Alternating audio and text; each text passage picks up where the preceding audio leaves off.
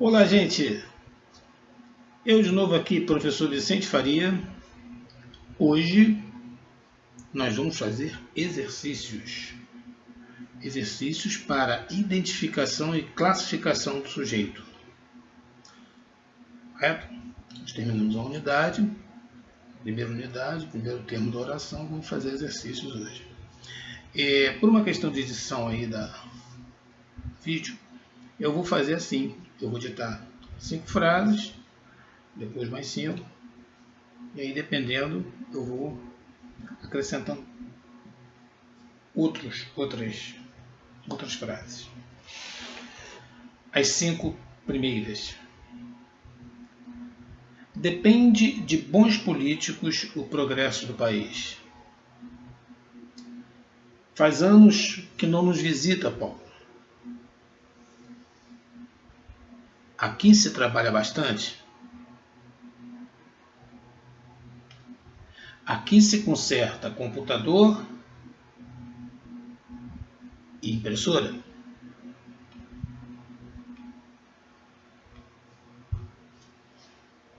Não se deve julgar alguém pela aparência. Então nós temos essas 5 frases. Vamos analisá-las. Sujeito da primeira. Acharam? E acharam o quê? Progresso do país, não é isso?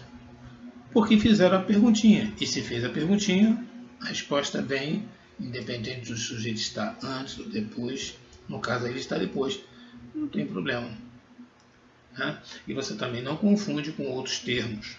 Sobretudo se um termo estiver preposicionado. Você já sabe que aquele ali não é o sujeito. Tem um termo preposicionado aí. Então você já sabe que de bons políticos não é o sujeito.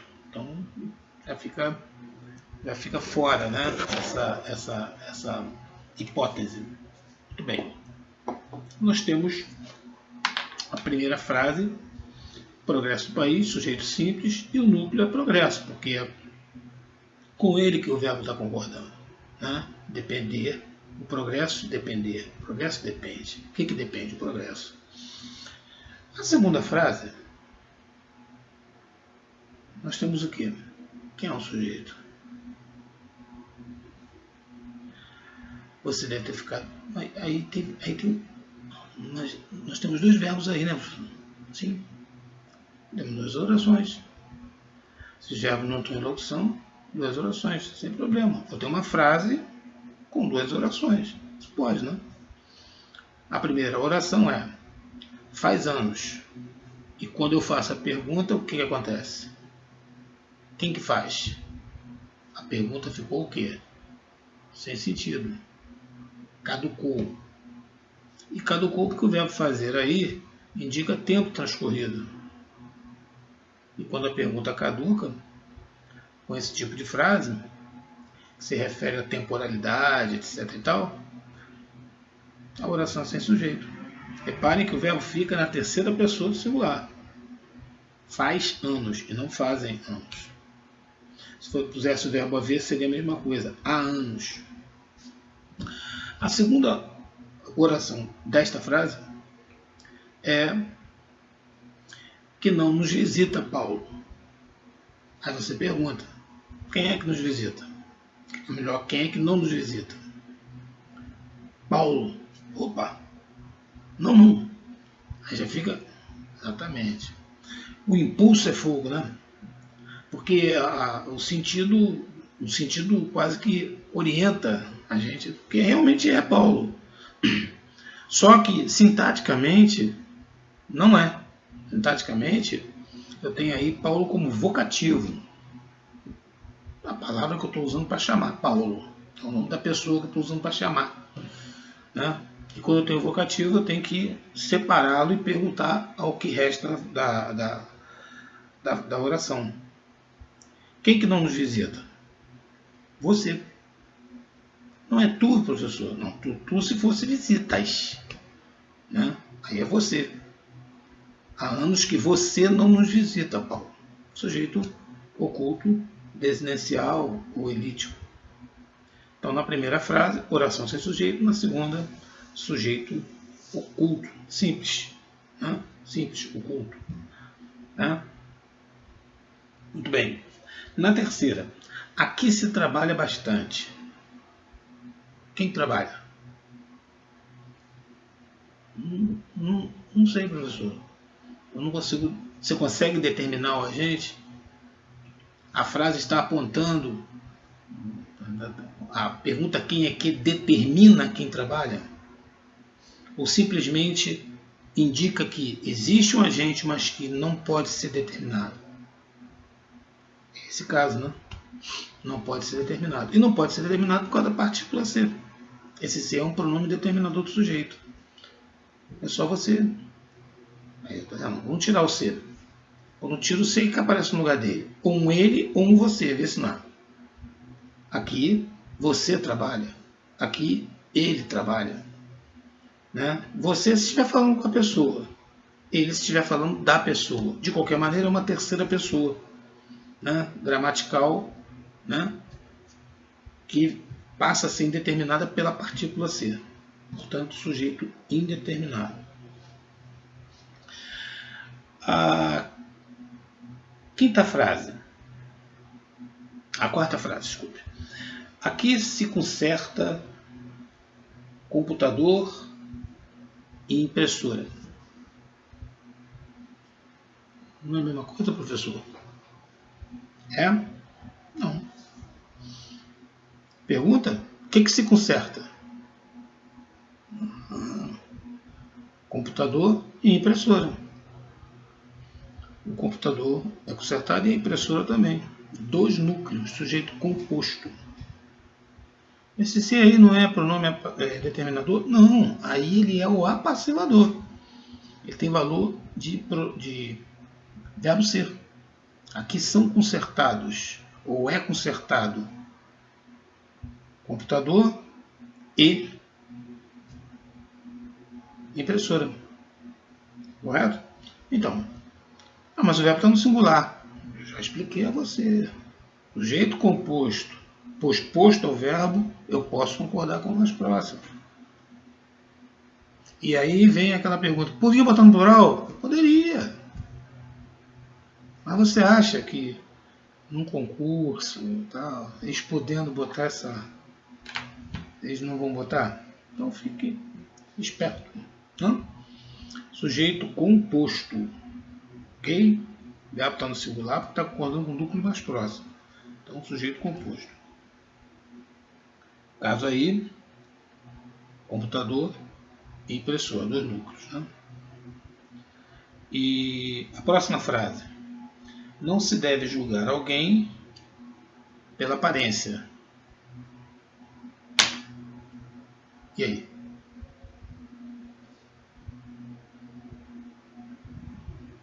Acho que é sujeito determinado. Como? Por quê? Você fez a pergunta? Quem não deve ser julgado pela aparência? Alguém. Ué, não é um sujeito determinado alguém? Não. Eu já expliquei a você. O alguém, os pronomes indefinidos, os pronomes interrogativos não indeterminam o sujeito. Alguém é sujeito simples. Agora você não caiu na questão, não foi para indeterminado por causa do ser. Que você usou aí a estratégia de perguntar com o ser. O que não se deve, né? O que não se julga. Aí você fez o certo. Aí quando achou alguém, mas alguém indeterminado, não. Ele é indeterminado no plano da enunciação, no plano da semântica, mas do enunciado não. No plano sintático não. Na construção da frase não. Alguém, sujeito simples. Então, gente, dando continuidade aí à classificação do sujeito, vamos a mais 5 frases. Sexta frase. Esqueceram-se uns dos outros. Sétima frase. Esqueceram livros sobre a mesa. Oitava frase. esqueceram-se livros sobre a mesa. Nona frase, esqueceram-se 2 livros sobre a mesa. E a 10ª frase, há luz no fim do túnel. É diferente, a única diferente. Essa sucessão de frases parecidas é de propósito mesmo, né?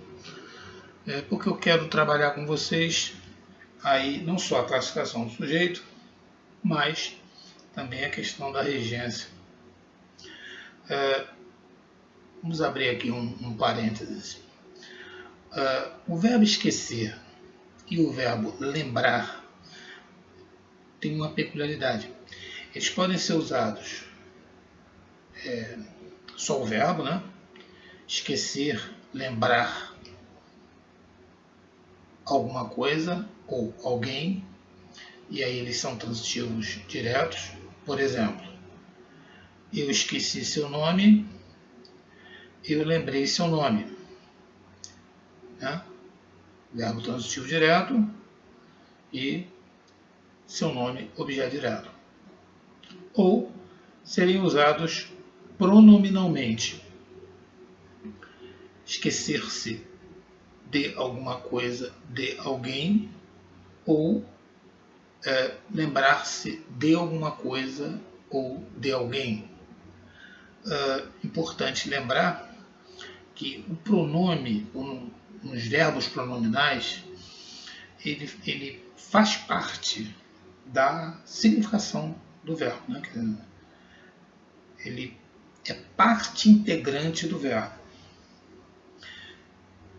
Há verbos, inclusive, que praticamente não são usados sem um pronome. Por exemplo, o verbo queixar.